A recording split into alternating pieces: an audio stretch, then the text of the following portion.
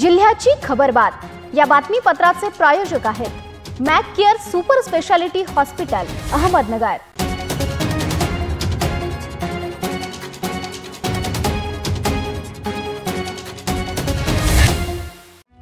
नमस्कार, मी मानसी न्यूज 24 सह्याद्रीमध्ये तुमचं स्वागत। पाहूयात अहिल्यानगर जिल्ह्यातील महत्त्वपूर्ण बातम्यांचा आढावा जिल्ह्याची खबरबातमध्ये।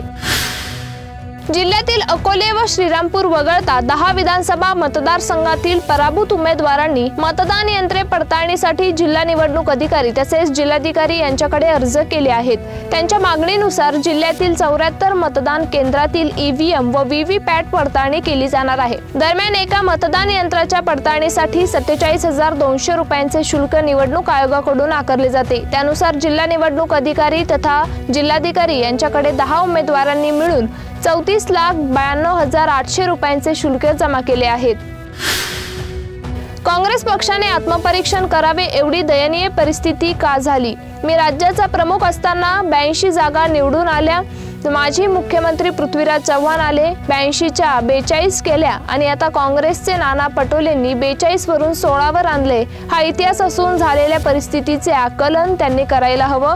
मी काही सल्ला द्यायला बसलेलो नाही, मोठी जाणकार माणसं तिथे आहेत असा टोमणा राज्याचे माजी मुख्यमंत्री तथा भाजपचे खासदार अशोक चव्हाण यांनी मारला आहे। शासनाकडून गरीब कुटुंबांसाठी घरकुल उभारण्यासाठी देण्यात येणारा निधी अतिशय तुटपुंज असून शासनाने एका घरकुलसाठी किमान 4 लाख रुपये निधी देण्याची आग्रही मागणी खासदार निलेश लंके यांनी संसदेच्या सभागृहात केली।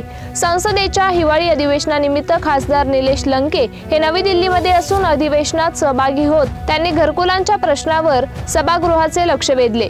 प्रधानमंत्री आवास योजनेमध्ये काही महत्त्वाचे बदल आवश्यक आहे। अहमदनगर जिल्हा क्षेत्रफळाच्या दृष्टीने सर्वात मोठा आहे, परंतु घरकुलांची संख्या अत्यंत कमी आहे।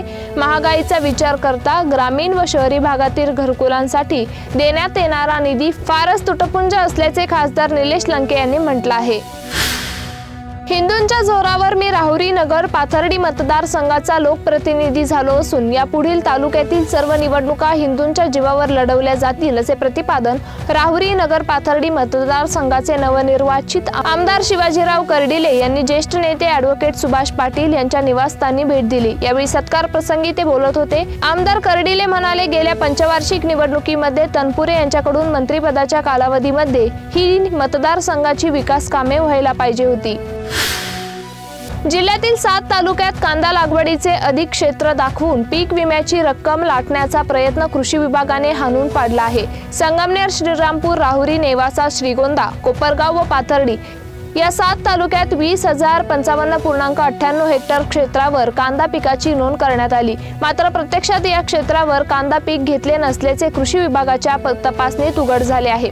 या 7ही तालुक्यातील अहवाल प्राप्त झाले असून बनावट अर्ज रद्द करण्याच्या सूचना देण्यात आल्यामुळे पीक विमा हप्त्यापोटी शासनाची सुमारे 1,27,00,000 रुपयांच्या विमा रकमेची बचत होणार असल्याची माहिती जिल्हा अधीक्षक कृषी अधिकारी सुधाकर बोराळे यांनी दिली आहे।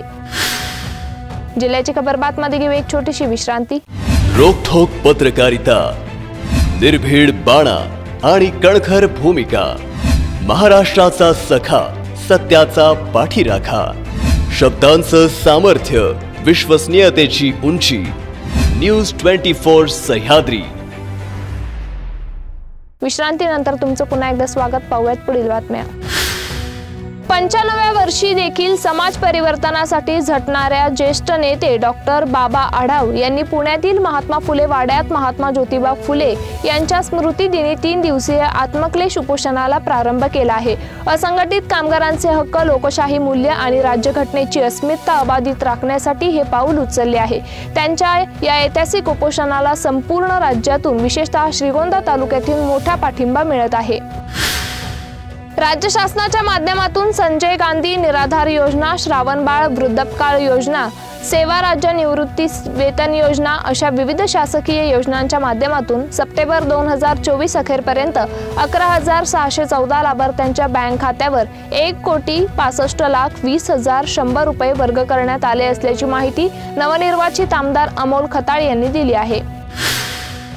5 वर्षात हे सगळं राजकारण बदललं. विकासाचं राजकारण राहिलं नाही, दहशतीचं दादागिरीचं राजकारण आलं. मागील 5 वर्षात कितीतरी जणांवर गुन्हे दाखल करण्यात आले. लोकसभेच्या निकालानंतर अहंकारी प्रवृत्ती निर्माण झाली होती. परंतु आता विधानसभा मंडळात शपथविधी झाल्यानंतर दुसऱ्या दिवसापासून पठार भागाच्या पाणी प्रश्नी लक्ष देणार असल्याचे आमदार काशीनाथ दाते यांनी सांगितले. विश्वनाथ कोरडे युवा मंच व कान्हूर पठार ग्रामस्थांच्या वतीने कान्हूर पठार येथे सत्कार व आभार समारंभ आयोजित करण्यात आला होता. त्यावेळी काशीनाथ दाते हे बोलत होते. नेवासा तालुक्यातील भेंडा, कुकाना व इतर 6 गावांच्या पाणी साठवण तलावात 10 ते 15 दिवस पुरेल इतकाच पाणीसाठा शिल्लक असून अशा परिस्थितीत 6 ग्रामपंचायतींकडे 66,85,212 रुपयांची नळ पाणीपट्टी थकली असून सदर पाणीपट्टी तातडीने न भरल्यास भेंडा, कुकानासह 6 गावांचा नळ पाणी पुरवठा कधीही खंडित होण्याची शक्यता निर्माण झाली आहे. कृषी विभागामार्फत रब्बी हंगाम सन 2024 मध्ये सर्वसाधारण आदिवासी गटासाठी ज्वारी, गहू, हरभरा, करडई व जवस या पिकांसाठी आयोजित पीक स्पर्धेत सहभागी होण्यासाठी 31 डिसेंबर 2024 पर्यंत अर्ज करता येईल. जास्तीत जास्त शेतकऱ्यांनी या स्पर्धेत सहभागी व्हावे असे आवाहन कृषी संचालक रफिक नाईकवाडे यांनी केले आहे. राज्यामध्ये पिकांचे उत्पादन वाढविण्यासाठी विविध भागांमध्ये शेतकऱ्यांकडून विविध प्रयोग करण्यात येतात आणि उत्पादकतेत वाढ करण्यात येते. अशा प्रयोगशील शेतकऱ्यांना मिळालेल्या उत्पादकतेबाबत प्रोत्साहन राज्यांतर्गत पीक स्पर्धा योजना राबवण्यात येते. जिल्ह्याची खबरबातमध्ये इथेच थांबतोय, मात्र तुम्ही पाहत राहा न्यूज 24 सह्याद्री. जिल्ह्याची खबरबात या बातमीपत्राचे प्रायोजक होते Mac care super speciality hospital, Ahmednagar. शब्दांचं सामर्थ्य, विश्वसनीयतेची उंची. न्यूज 24 सह्याद्री.